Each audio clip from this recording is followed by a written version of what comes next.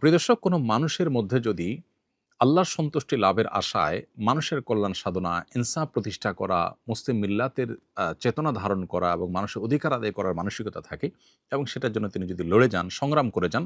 এমত অবস্থা যদি তার এই চেতনার কারণে তিনি আক্রমণের শিকার হন এবং মারা যান, সন্দেহাতীতভাবে তিনি শাহাদাতের মর্যাদা লাভ করবেন ইনশাআল্লাহ তাআলা। ঈমানদারের মধ্যে যদি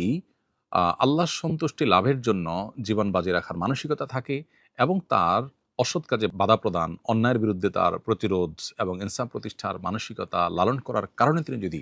আক্রমণের শিকার হন, তাহলে সেক্ষেত্রে তিনি অবশ্যই শাহাদাতের মর্যাদা লাভ করবেন। সেই জায়গা থেকে শরীফ ওসমান হাদিকে আল্লাহ তাআলা শাহাদাতের মর্যাদা দান করুন, আমরা সেই দোয়া করি।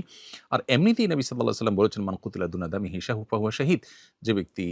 কারোর হাতে খুন হয়েছে, জীবন রক্ষা করতে গিয়ে তার জীবন খুন হয়েছে, অর্থাৎ সাধারণ ধস্তাধস্তিতে অথবা কোনো ডাকাতের হাতে মারা গেছে, সেও শাহাদাতের মর্যাদা লাভ করেন। তাহলে সেক্ষেত্রে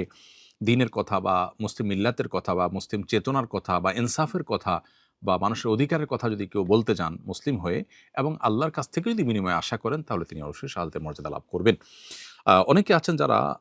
বিপ্লবী মানসিকতা ধারণ করেন, তারা অন্যায়ের বিরুদ্ধে সংগ্রাম করেন। তাদের সে সংগ্রামকে আমরা অবশ্যই শ্রদ্ধা করব।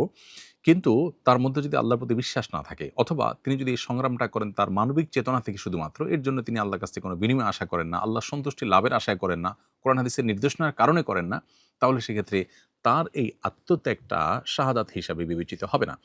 শাহাদাত বিষয়টা আসলে নিয়তের সাথে সংশ্লিষ্ট বিষয়। কেউ যদি আল্লাহর সন্তুষ্টির আশায় জীবন বাজি রাখেন, যা করেন তা আল্লাহকে খুশি করার জন্য করেন, তার জীবন মরণ আল্লাহর উদ্দেশ্যে যিনি উৎসর্গ করার জন্য প্রস্তুত থাকেন, তাহলে সেক্ষেত্রে তিনি শাহাদাতের মর্যাদা লাভ করেন। আমরা দোয়া করি শরীফ ওসমান হাদির সমস্ত ভুল ত্রুটি মাফ করে আল্লাহ তাআলা তাকে শাহাদাতের সর্বোচ্চ মাকাম দান করেন এবং তার সুখ সন্তপ্ত পরিবারকে সান্ত্বনা সইবার শক্তি নসিব করেন এবং সেই সাথে এখান থেকে অনুপ্রাণিত হয়ে আমাদেরকে আল্লাহর সন্তুষ্টির লাভের আশায় জীবন বাজি রাখার মানসিকতা আমাদেরকে ধারণ করার তৌফিক দান করুন। বস্তুবাদের এই পৃথিবীতে আমরা বেশিরভাগ মানুষ দুনিয়ার মোহে এতটা মোহাবিষ্ট হয়ে গেছি যে আমরা প্রত্যেকটা মানুষ শুধু বাঁচার জন্য সংগ্রাম করি এবং মরতেই যখন হবে তখন আল্লাহর রাহে আমি জীবন বাজি রেখে যেন মরতে পারি, আমি যেন অন্যায়ের বিরুদ্ধে কথা বলতে গিয়ে যেন আমার মৃত্যু হয়, আমার মৃত্যুটা যেন শাহাদাতের মৃত্যু হয়, আল্লাহর সন্তুষ্টি লাভের আশায় যেন আমি জীবন বাজি রাখতে পারি, সেই চিন্তা, সেই চেতনা আমাদের প্রত্যেকটা মানুষের মধ্যে থাকা দরকার, এজ এ ঈমানদার আমাদের মধ্যে থাকা দরকার। আল্লাহ রাব্বুল আলামিন শরীফ ওসমান হাদির ভালো গুণগুলো দিয়ে আমাদের তরুণ সমাজকে ভরে দিন এবং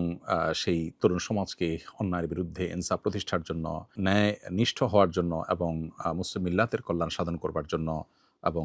আল্লাহর সন্তুষ্টির উদ্দেশ্যে মানবতার কল্যাণ সাধন করবার জন্য সবাইকে দুনিয়ার লোভ মোহের ঊর্ধ্বে উঠে আল্লাহর উদ্দেশ্যে নিজের জীবনকে উৎসর্গ করার এবং নজরানা পেশ করার তৌফিক আমাদেরকে দান করুন।